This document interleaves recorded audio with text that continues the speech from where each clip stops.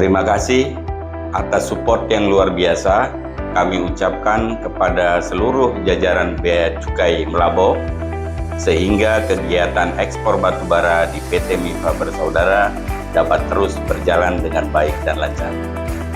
Terima kasih atas komitmen yang luar biasa dari Bea Cukai Meulaboh sebagai salah satu instansi inisiator implementasi NLI di Pelabuhan Laut Meulaboh.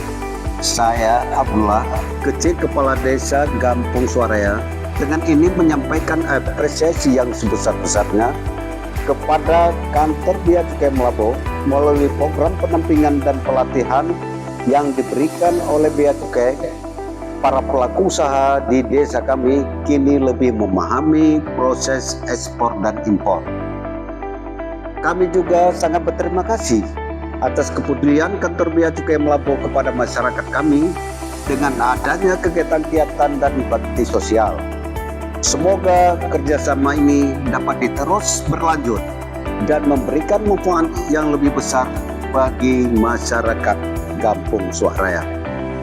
Terima kasih atas profesionalitas dan integritas dalam setiap pelayanan yang diberikan oleh seluruh pegawai Bea Cukai Meulaboh. Bea Cukai Meulaboh semakin baik.